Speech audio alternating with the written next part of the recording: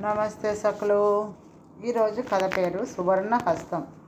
పూర్వం దక్షిణ మధురలో ఒక పాండ్యరాజు రాజ్యం చేస్తూ ఉండేవాడు. ఆయన ప్రజలను బిడ్డల్లాగా చూసుకునేవాడు. ఎవరికి ఎలాంటి అన్యాయము జరగనిచ్చేవాడు కాడు. ఆయన రాజ్యం రామరాజ్యంలా ఉండేది. దేశంలో ఎవరికి ఎలాంటి కష్టం వచ్చినా ఆ సంగతి చార్ల ద్వారా రాజుకు వెంటనే తెలుస్తూ ఉండేది. ఆయన సాధ్యమైనంత వరకు వారి వారి కష్టాలను నివారణ చేస్తూ ఉండేవాడు. ఇది కాక ఆయన తరచూ మారువేషంలో తిరుగుతూ ప్రజల యోగక్షేమాలు స్వయంగా తెలుసుకుంటూ ఉండేవాడు. అందుచేత ఆయన రాజ్యంలో ప్రజలు చాలా సుఖపడేవారు. ఒక రాత్రి రాజు మారువేషంలో నగరమంతా తిరుగుతూ 10 గంటల వేళ ఒక బ్రాహ్మణ వీధిలోకి వచ్చాడు. ఒక ఇంటి దగ్గరకు వచ్చేసరికి ఆయనకు లోపల నుంచి ఒక స్త్రీ దుఃఖిస్తూ ఉండడం, ఒక పురుషుడు ఆమెను సముదాయిస్తూ ఉండడము వినిపించింది. రాజు ఆ ఇంటి ముందు నిలబడి లోపల జరిగే సంభాషణని ఆలకించాడు. సంగతి ఏమిటంటే, ఆ ఇంట్లో ఒక బ్రాహ్మణ దంపతులు ఉంటున్నారు. వారికి పిల్లలు లేరు.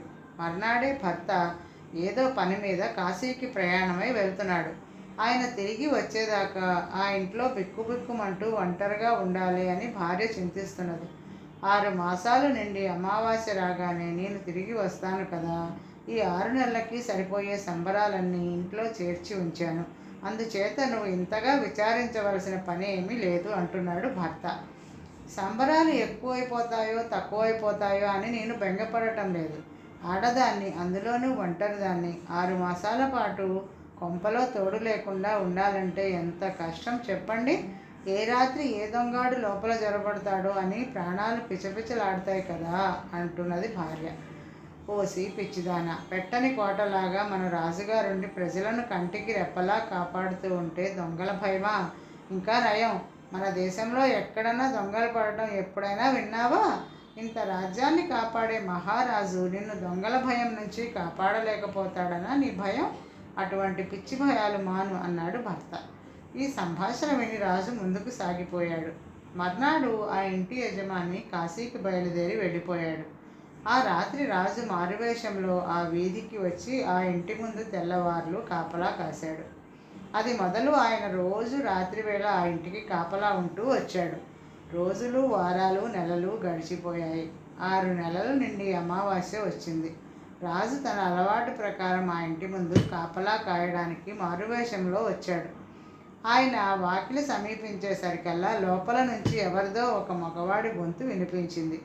ఇంటి యజమాని లేని సమయంలో పురుషుడు ఎవరో లోపల ప్రవేశించి ఉంటాడు అని అనుమానించి రాజు తలుపు తట్టాడు. కానీ ఆయన మరుక్షణమే తలుపు సందులో నుంచి చూసేసరికి ఇంటి యజమాని కాశీ నుంచి వచ్చి తన భార్యతో మాట్లాడుతూ ఉండడం రాజు కంటపడింది. ఆయన కంగారు పడిపోయాడు. తలుపు తట్టి చాలా పొరపాటు చేశాను అనుకున్నాడు. తాను కాశీకి వెళ్ళిన కాలంలో ఎవరో వచ్చి తన వాకిలి తలుపు తట్టుతూ ఉండుంటారని ఆ బ్రాహ్మణుడు అనుమానపడగలడు. తాను చేసిన ఈ పొరపాటు సరిదిద్దుకునే ఉద్దేశంతో రాజు గబగబా ఆ వీధిలోని మరికొన్ని వాకిళ్ళ తలుపులు కూడా తట్టి చీకట్లో పడి వెళ్ళిపోయాడు. తలుపు తట్టినది ఎవరా అని తెలుసుకోవడానికి ఇళ్లలోని వారంతా బయటికి వచ్చారు. అందరూ కూడా వలుక్కుని ఇది ఎవరో దొంగ చేసిన పని అయి ఉంటుంది అనుకున్నారు. ఆ నగరంలో అటువంటి సంఘటన ఎన్నడూ జరిగి ఉండలేదు. అందుచేత వారు రాజుగారికి ఈ విషయమై ఫిర్యాదు చేయాలి అని నిశ్చయించుకున్నారు. మర్నాడు వారందరూ రాజుగారి వద్ద హాజరై, మహారాజా, ఇంతకాలంగా మేమంతా తమ అండను ఎలాంటి చోర భయం కానీ ఇతర భయాలు కానీ లేకుండా బతికాము. హాయిగా సుఖంగా జీవిస్తూ ఉన్నాము. అయితే నిన్న రాత్రి మా వీధిలో ఒక సంఘటన జరిగింది. అది మాకు ఆందోళన కలిగించేది, మీకు అపకీర్తిపరమైనది. ఎవరో దొంగ కిందటి రాత్రి మా వీధికి వచ్చి మా ఇళ్ల తలుపులు తట్టి పారిపోయాడు. వాడిని పట్టుకుని శిక్షించాలని మా ప్రార్థన అని విన్నవించుకున్నారు. వెంటనే రాజు తన ప్రధానమంత్రి కేసి తిరిగి, వీళ్ళు చెప్పిన నేరం చేసిన వాడికి మనం విధించే దండన ఏమిటి అని అడిగాడు. పౌరులను భయపెట్టిన ఆ దుర్మార్గుడి కుడిచెయ్యి నరకటమే ఈ నేరానికి తగిన శిక్ష మహారాజా అని మంత్రి సమాధానం చెప్పాడు. వెంటనే రాజు తన కత్తి దూసి తన ఎడమ చేత్తో కుడి చేతిని నరుక్కున్నాడు. తర్వాత ఆయన అందరి ఎదుట జరిగిన సంగతి యావత్తు చెప్పాడు. అది విని అందరూ దుఃఖితులై రాజుగారి ధర్మబుద్ధిని కొనియాడారు. తర్వాత ఒక బంగారు చేయి చేయించి రాజుగారి చేతికి అమర్చారు.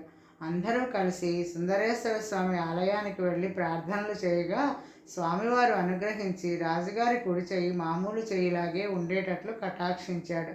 తలతలా మెరిసే ఆ బంగారు చేయి కారణంగా ఆ రాజుకి సువర్ణహస్త పాండ్యుడు అనే పేరు వచ్చింది. మరొక కథ. గుడ్డి దర్బారు.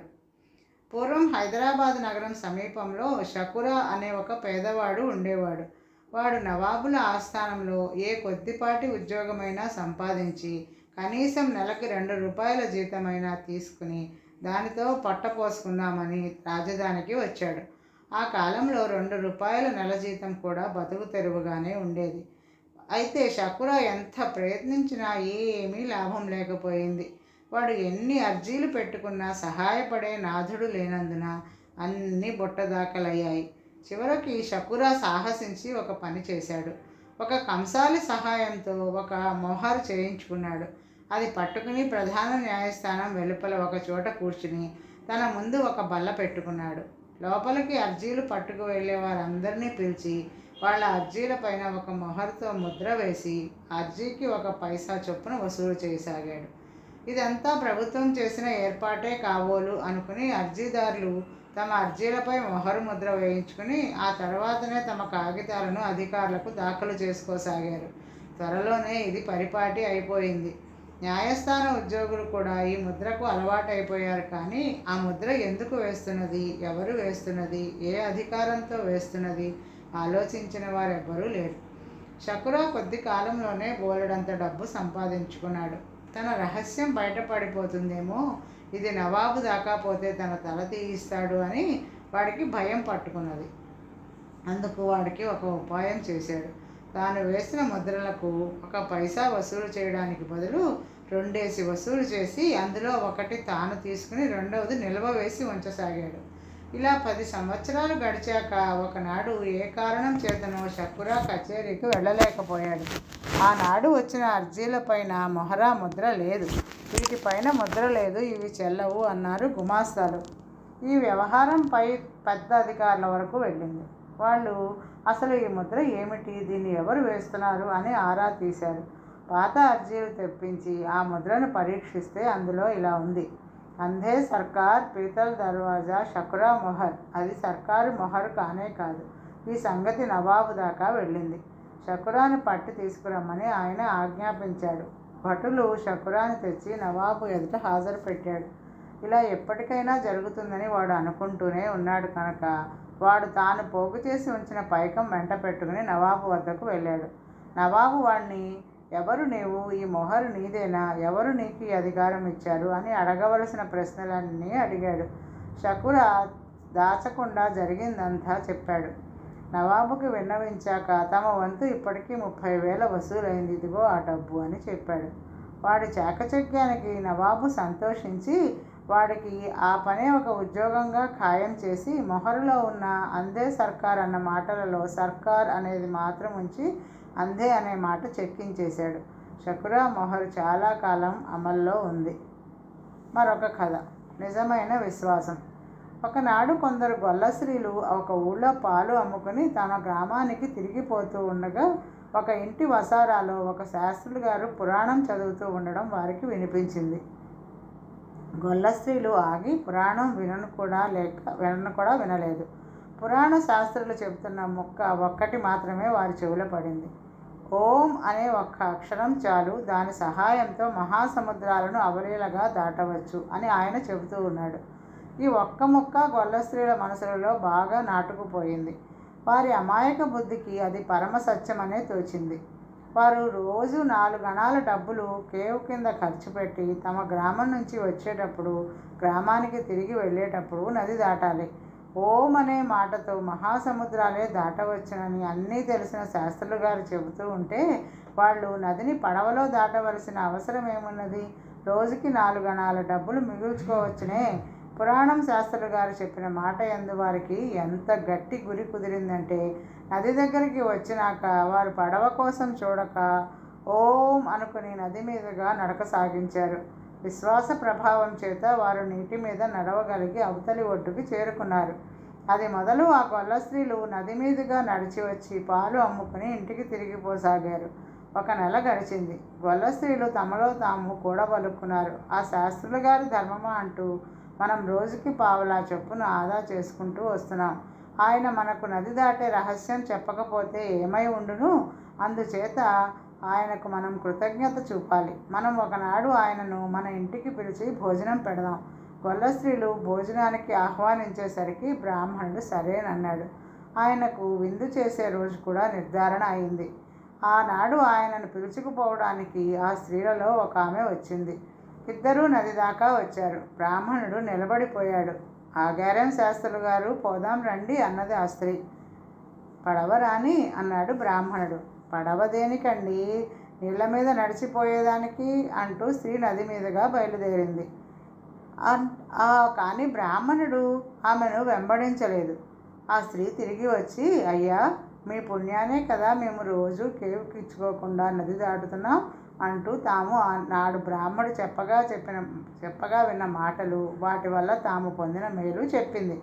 అలాగా, అయితే నేను కూడా ఓంకారంతో నది దాటడం అభ్యసిస్తాను అన్నాడు బ్రాహ్మడు. తరువాత ఆయన నది తీరాన ఉన్న వారి సహాయంతో నడుముకి ఒక పగ్గం కట్టుకుని కొస వాళ్ళకిచ్చి, నేను మునిగే పక్షంలో నన్ను బయటికి లాగండి అని హెచ్చరించి నదిలో కాలు పెట్టాడు. కానీ ఆయన నీటి మీద తేలనే లేదు. ఒడ్డున ఉన్నవాళ్ళు నీళ్లలో నుంచి బయటికి లాగారు.